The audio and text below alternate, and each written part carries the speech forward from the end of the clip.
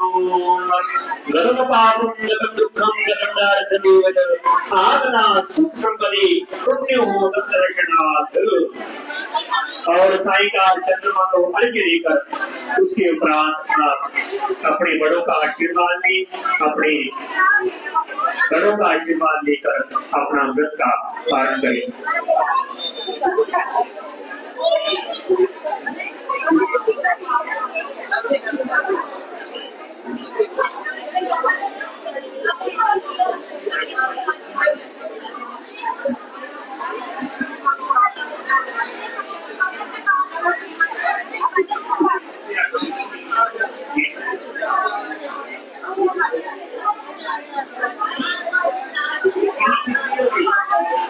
5 करिए, 5 करिए।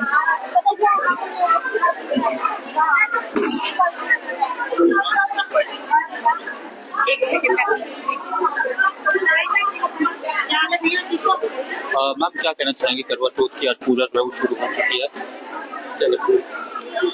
करवा चौथ का दिन बड़ा ही शुभ दिन होता है। इस दिन हर सुहागन अपने पति की लंबी उम्र के लिए व्रत रखती है और उसको के लिए खुशियां जीवन में लाने के लिए वो सजती है, संवरती है।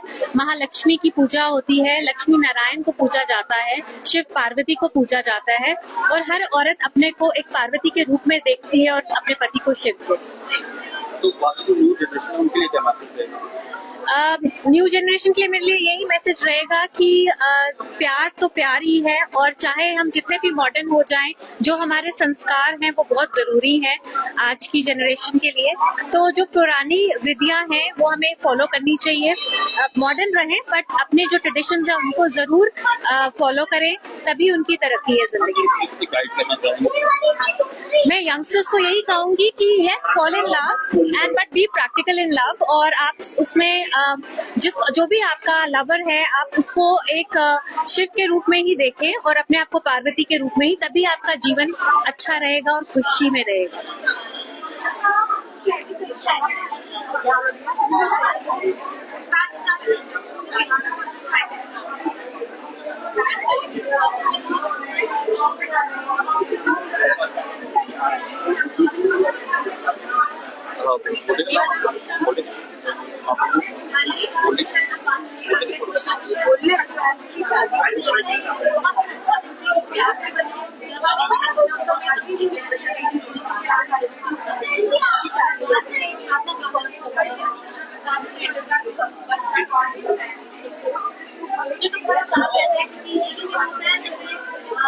जम्मू से इस वक्त ये विजुअल जो है वो मैं आपको बता रहा हूँ गांधीनगर राधाकृष्ण मंदिर से, जहाँ पर करवा चौथ की पूजा जो है वो शुरू हो चुकी है और जितनी भी महिलाएं हैं वो सब यहाँ पर पहुंची हैं और इस पूजा में जो है वो हिस्सा लिया है उन्होंने। और गांधीनगर से साफ तौर पर ये विजुअल जो है वो आपको बता रहा हूँ, जहाँ पर एक परंपरा के तहत जो है जो थालियां होती है उन्हें एक्सचेंज किया जाता है और इसके बाद चंद्र जो है वो निकलेंगे, उसके बाद उन्हें जो है वर्क दिया जाएगा और उसके बाद ही अपना व्रत जो है वो खोल सकती है। गांधीनगर राधाकृष्ण मंदिर से ये विजुअल जो है वो मैं आपको बता रहा हूँ, जहाँ पर ये पूजा जो है वो की जा रही है।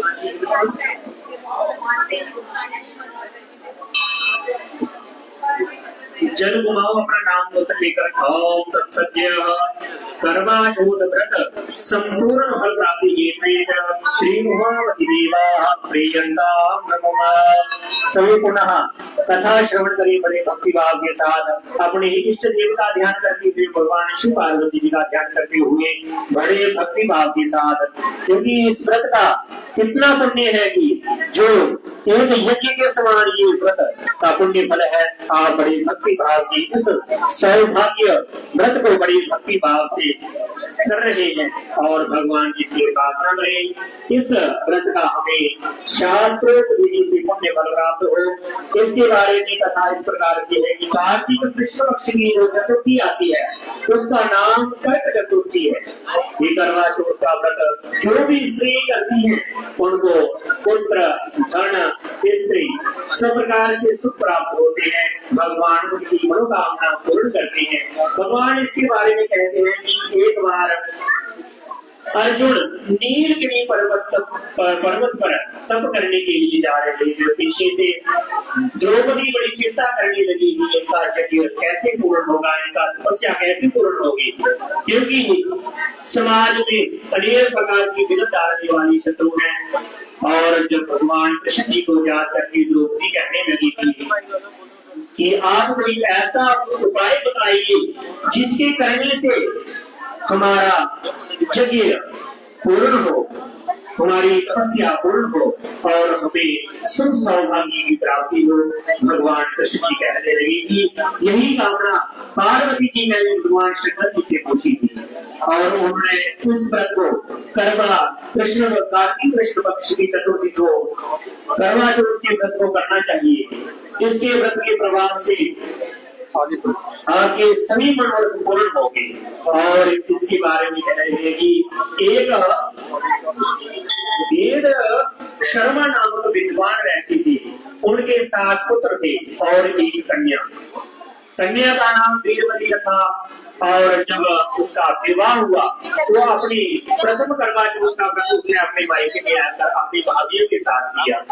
तो जब व्रत का पूर्ण पूजन करके भगवान शिव पार्वती गणेश भगवान जी और स्वामी कार्तिक जी का पूजन किया और सायंकाल जब आया चंद्रमा उठी की परीक्षा करने लगी, तब वेदवती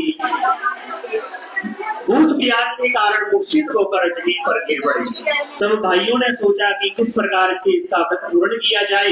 तब भाइयों ने एक बड़े ऊंचे वृक्ष के ऊपर चढ़कर एक जलती हुई लकड़ी दिखाई। तो भाइयों ने कहा कि चलो उठो वीरवती, चंद्रमा उदय हो गया है, आप जल्दी जाकर चंद्रमा को अर्घ्य दें और अपना व्रत खोले। तब वीरवती ने सारी पूजन की तैयारी की और चंद्रमा को अर्घ्य देकर अपना व्रत पालन किया। तभी जब अपने ससुराल गई तो उसकी सभी भयंकर बीमारी थी, मूर्छित होकर